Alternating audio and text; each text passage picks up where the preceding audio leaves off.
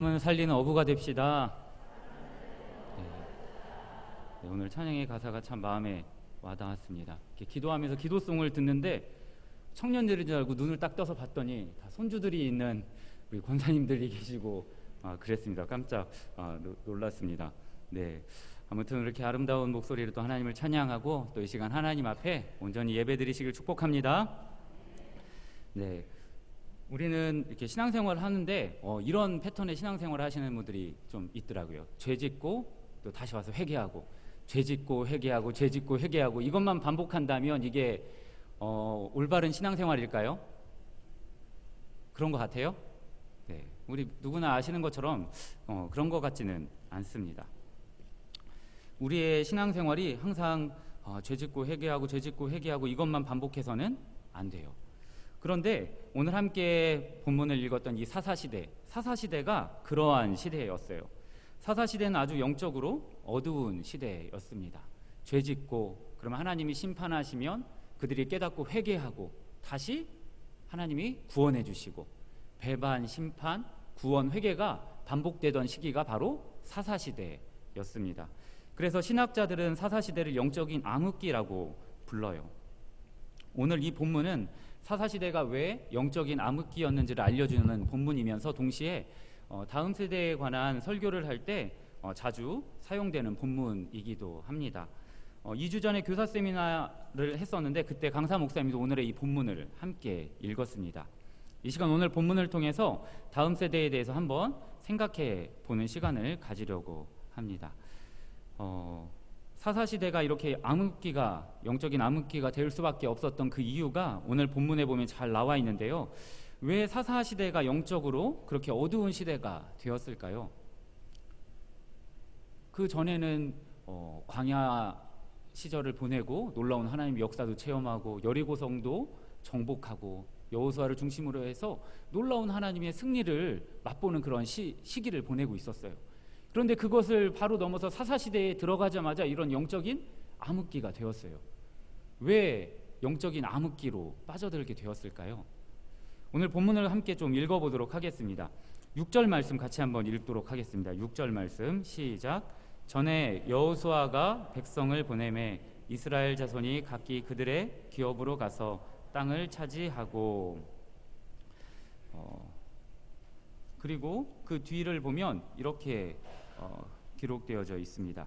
우리 8절 말씀, 여호와의 종 눈의 아들 여호수아가 110세에 죽음에, 여호수아가 이제 그 앞에서 이제 어떤 설명을 해주고 이제 여호수아가 이제 죽게 되었다. 정복 시대를 이끌고 가던 여호수아가 죽었다라고 기록을 하고 있습니다.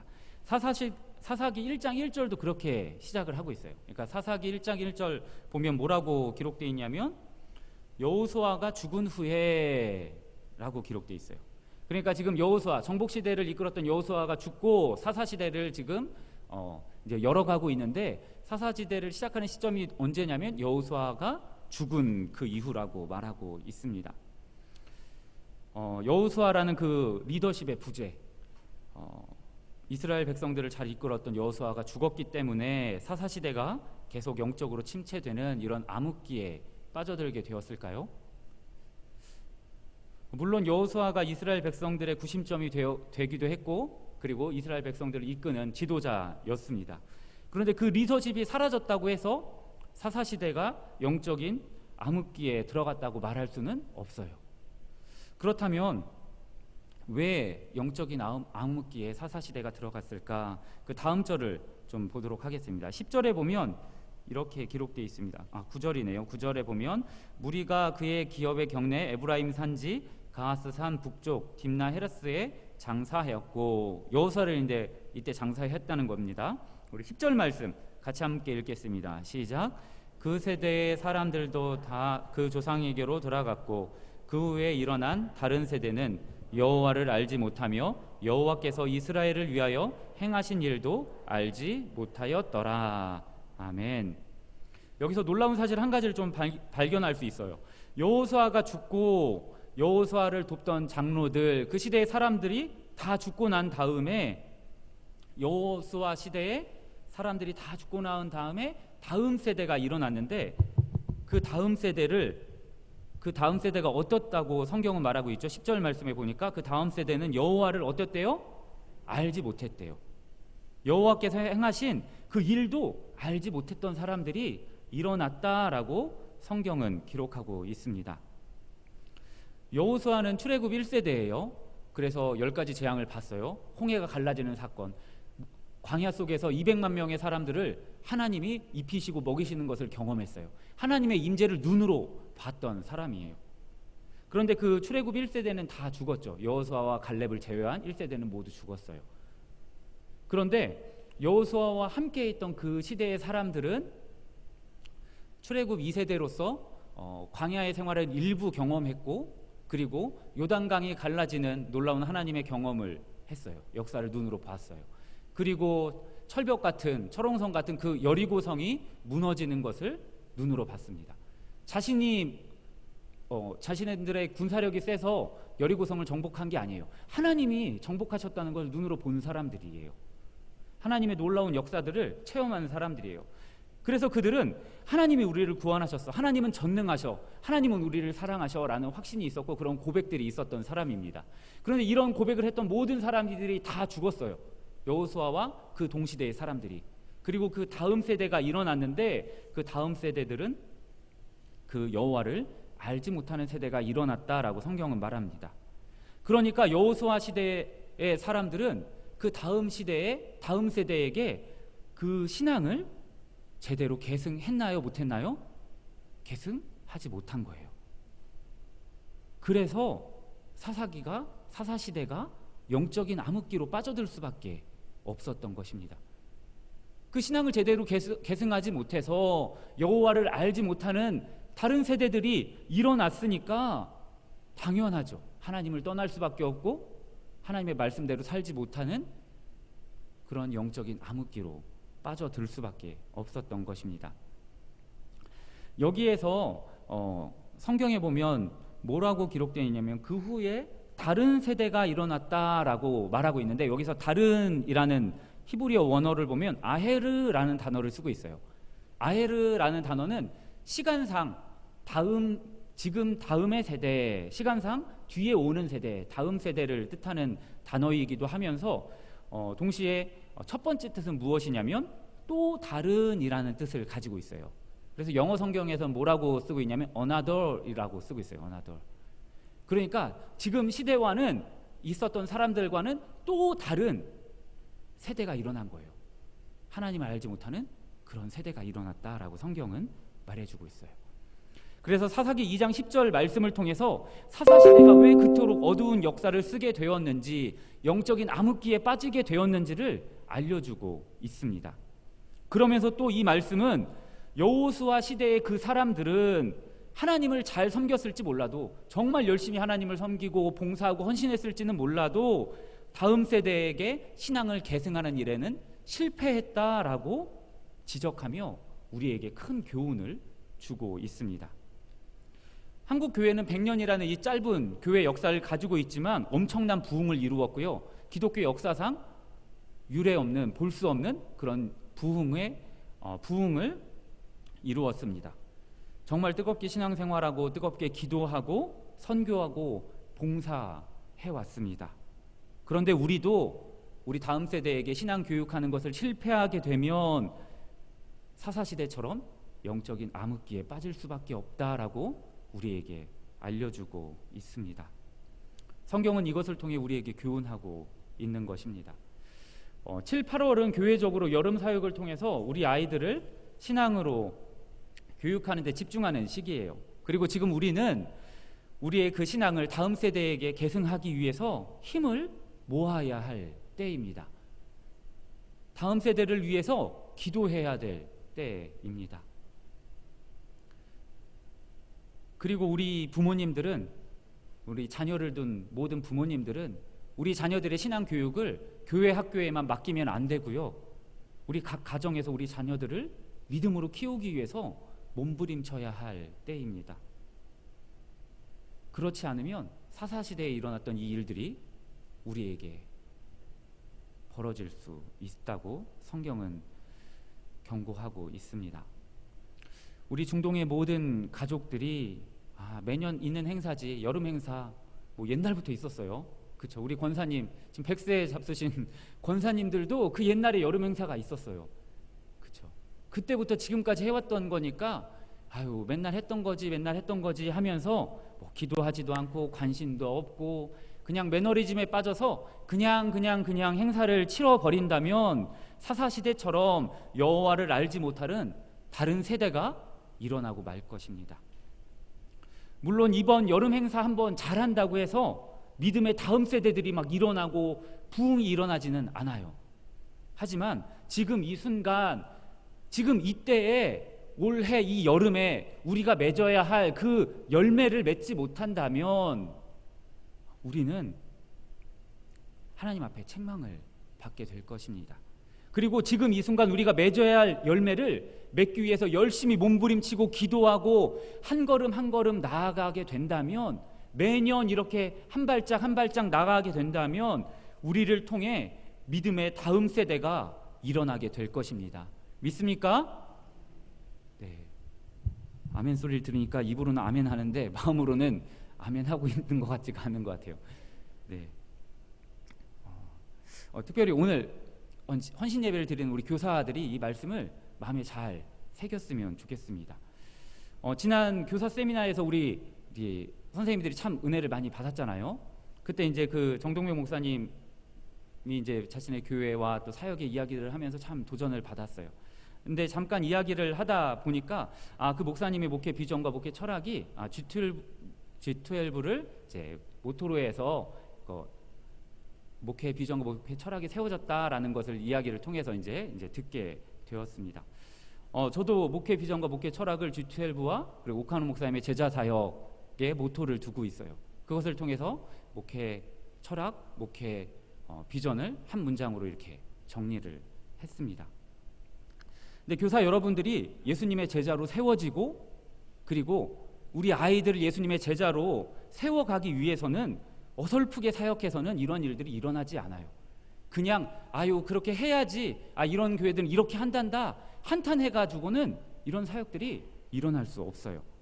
모든 교사들이 힘을 합해야 돼요.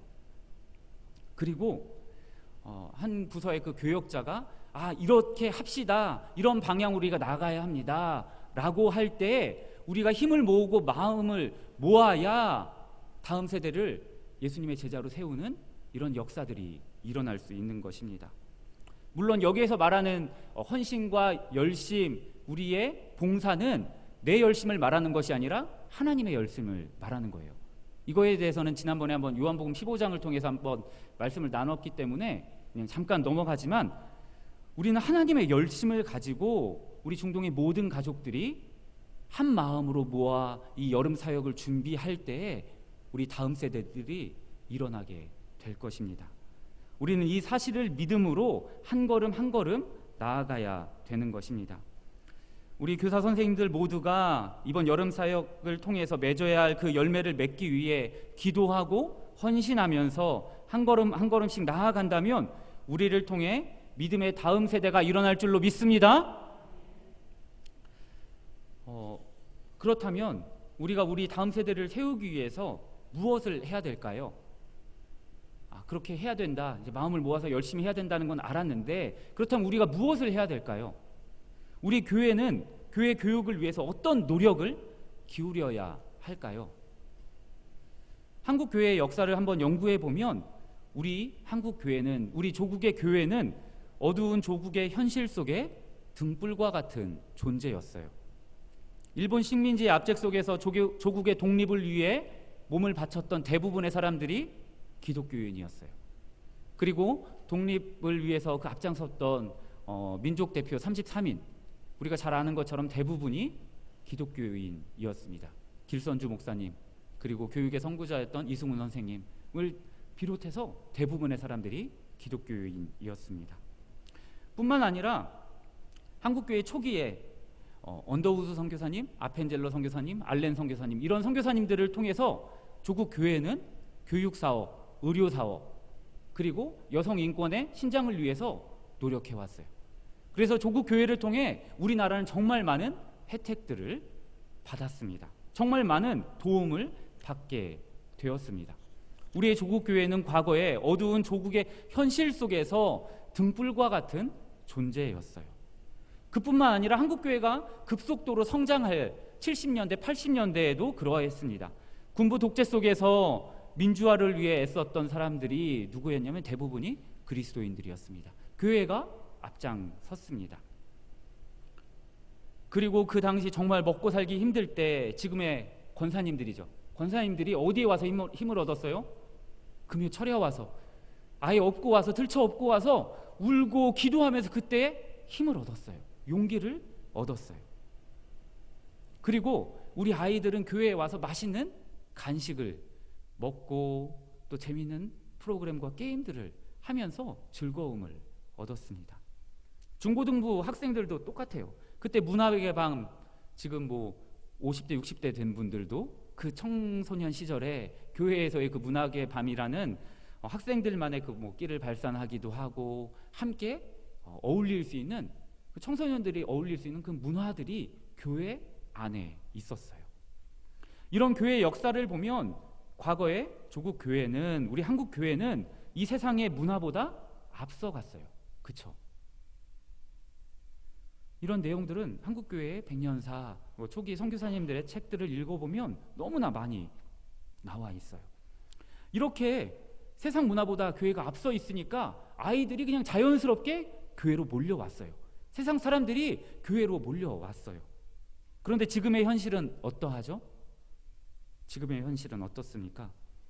교회의 문화가 세상 문화보다 훨씬 뒤처져 있어요. 지금은 과거보다 훨씬 더 빠르게 세상이 바뀌고 있고 변화되고 있어요. 우리도 직장에서 빠르게 변화하지 않으면 직장 안에서 살아남을 수가 없어요. 그런데 우리나라 안에서 가장 느리게 그 변화의 속도가 느린 집단이 있는데 그 집단이 어디냐면 하나는 학교고 하나는 교회예요. 그런데 학교에 희망이 있는 건 학교는 정부의 재정적인 지원을 받아요. 그리고 정말 열정 있는 교사들이 그 학교에 이제 월급을 받으면서 다음 세대를 세우기 위해 교육을 위해서 정말 헌신하는 교사들이 많아요. 그런 열정을 가지고 뛰어드는 사람들이 많아요. 그래서 새로운 시도들을 계속 해가고 있어요. 그런데 교회는 어때요? 재정도 부족해요. 인력도 부족해요. 정말 열악한 상황 속에 있어요. 이게 우리의 현실이에요. 세상에 가면 교회보다 훨씬 재미있는 것도 많고 맛있는 것도 많고 게임, 레저, 즐길 것들이 정말 많아요. 그렇죠? 우리 아이들이 교회에 오면 얼마나 따분하고 재미없고 지루한지 아시겠어요? 여러분은 잘 모르시겠죠? 새 가족들이 교회에 왔을 때 얼마나 지루하고 따분한지 우리는 모르고 있어요. 그냥 익숙하게 앉아 있으니까. 근데 한번 생각해 보세요. TV만 봐도 정말 재밌잖아요. 좀 더 쉽게 입장을 바꿔서 한번 생각해 보면 좋을 것 같아요. 우리 자녀가 절실한 불교도예요. 이 동국사 맞죠? 동국사에서 아주 불심을 닦은 아이예요.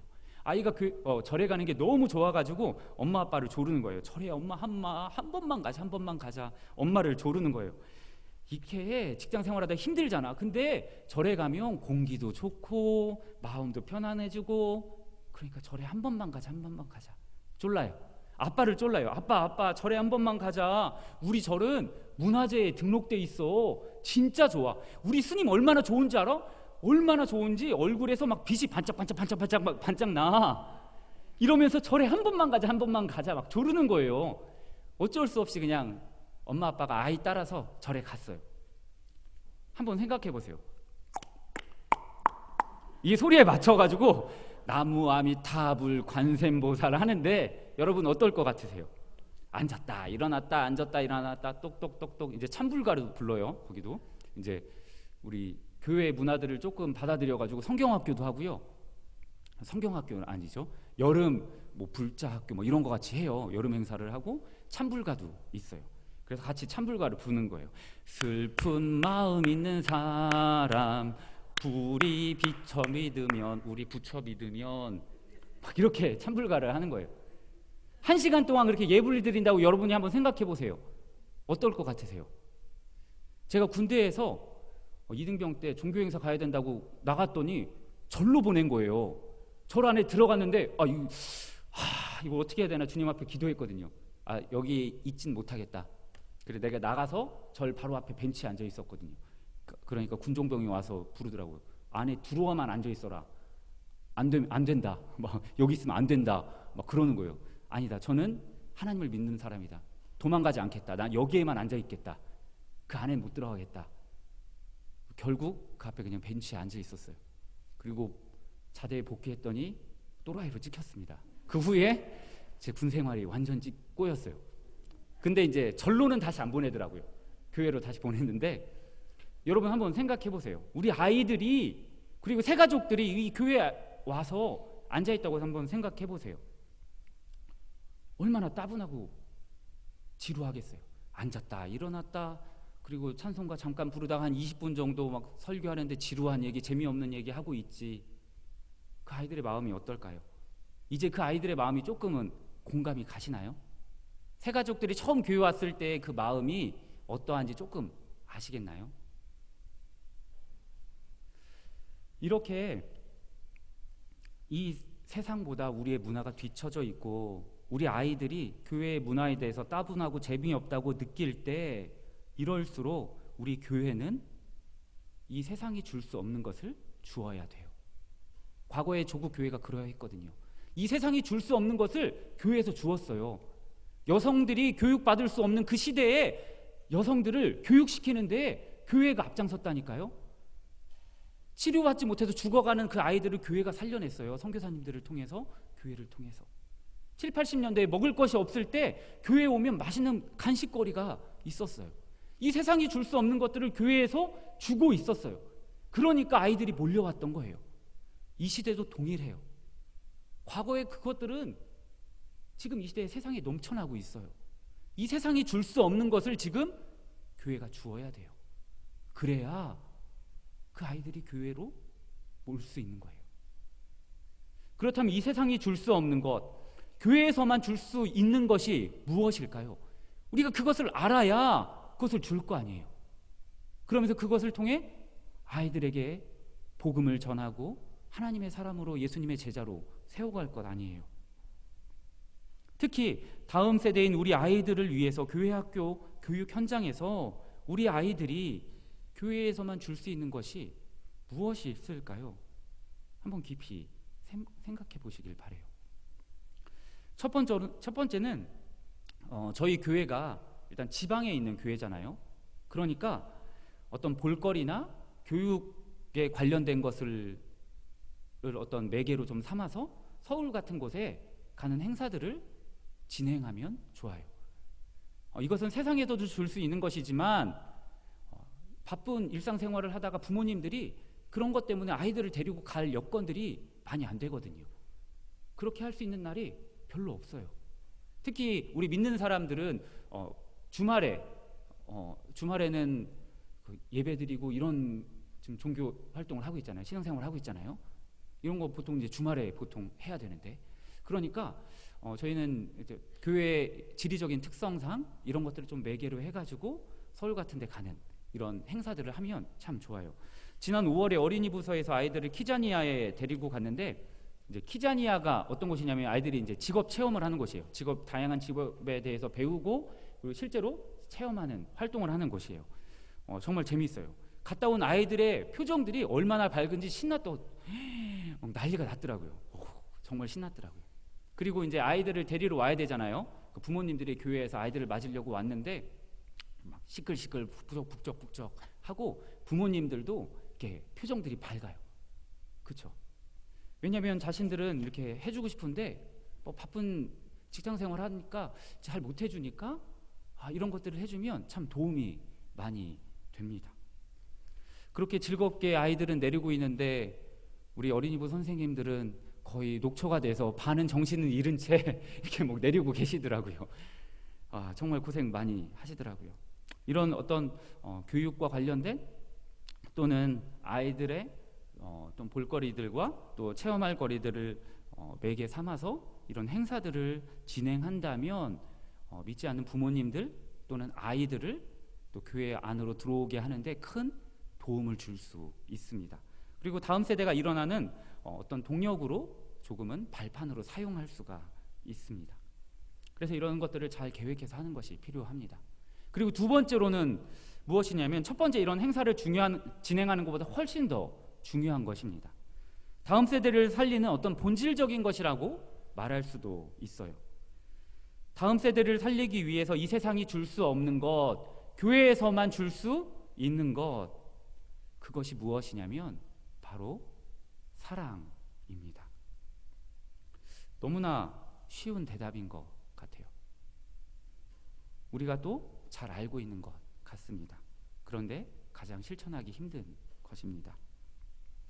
우리 아이들을 예수님의 사랑으로 품어주고 관심 가져주고 다음 세대 아이들을 우리가 그들과 함께 한다면, 그 사랑을 가지고 함께 한다면 다음 세대는 일어나게 될 것입니다. 우리 아이들은 부족한 것이 없는 세대를 지금 살아가고 있어요. 부족한 것이 없는 시대를 살아가고 있어요. 그런데 자신을 이해해주고 인정해주고 격려해주는 그런 사랑에 목말라 있어요. 재미있는 게임도 많고 먹을 것도 많고 입을 것, 놀거리 부족한 것이 없지만 우리 아이들의 이야기를 들어주고 자신의 마음을 알아주고 자신에게 정말 진정한 관심을 가져주는 그런 사랑에 목말라 있어요. 이건 아이들뿐만 아니라 어른도 똑같아요. 제가 한 20년 넘게 교사와 목회자로서 이렇게 아이들을 가르쳐 오면서 깨닫게 된 거예요. 제가 중동교회에서 지금까지 해보지 못한 사역을 시작하게 됐어요. 어떻게 하다가 제가 영화부로 가게 됐어요. 이제 선임으로 되고, 저 앞에 있던 제가 온 지 6개월 됐나요? 6개월인가 한 8개월 됐는데 두 분이 다 나가시면서 제가 선임이 됐어요. 그러면서 제가 영화부를 이렇게 맡게 되었는데, 한 살에서 3살짜리 그런 꼬마 아이들이에요. 그 아이들을 가르쳐 보면서 다시 한번 깨닫게 되고 확신하게 됐어요. 그 어린 아이들도 우리가 주는 관심과 사랑을 알아요. 보면 달려온다니까요. 그게 참 신기하더라고요. 한 번은 이런 일들이 있었어요. 하나님의 말씀을 배우면서 좀 어떻게 하면 좀 재밌게 배울까 더 많이 고민하고, 우리 영화부가 우리나라 영화부에서 최고인 게 하나 있는데, 그게 뭐냐면 전담 교역자로서 나이가 가장 많을 거예요, 아마. 이런 나이 많은 아저씨가 하는 곳은 없어요. 저 얼마나 부담되겠어요. 보통 예쁘고 젊고 또는 이제 아이를 둔 어느 좀 30대 후반 40대 초반 이런 이제 어머니들이 이제 많이 하죠. 제가 아이들하고 하는데 어떻게 해야 될까 진짜 고민하면서 율동도 하기도 하고 또 아이들과 여러 가지 활동을 이렇게 하나씩 해가고 있어요. 그런데 그 아이가 한 번은 아침에서 일어날 때마다 엄마한테 이렇게 말했대요. 엄마 오늘 교회가? 아니 오늘 어린이집 가는 날이야. 그러면서 어린이집 갔대요. 다음날 엄마 오늘 교회가? 이렇게 또박또박 말도 못해요. 3살짜리라. 엄마 교회가? 아니 어린이집 가는 날이야. 한숨 쉬면서 가고, 주일날 아침에 오늘 교회 가는 날이야. 신나가지고 교회 왔더라고요. 그렇게 한 2주 정도를 물어봤대요. 아이에게도 이 세상이 줄 수 없는 하나님의 사랑을 전하면 아이들이 알게 돼요. 그 사실을 반드시 깨달아야 됩니다. 우리 교회학교 선생님들 모두 고생하신다는 것, 우리 아이들을 섬기면서 정말 수고하신다는 것 다 알고 있습니다. 정말 힘드시겠지만 우리 아이들의 작은 일 하나에 관심을 가져주며 아이들을 정말 예수님의 그 사랑으로 품어줄 때에 이 세상이 줄 수 없는 하나님의 사랑으로 우리 아이들을 품어줄 때에 우리 중동교회의 다음 세대가, 우리 한국교회의 다음 세대가 일어날 줄로 믿습니다. 그런 교사가 되시길 축복합니다. 교회학교 아이들을 그렇게 사랑하는 것이 정말 힘든 일입니다. 하지만 우리가 해야 될 일이기도 합니다. 그런데 다음 세대를 위해서 우리 교사들만 해야 될 일은 아닙니다. 우리 교회가 함께 힘을 합쳐서 교회적으로 움직여야 합니다.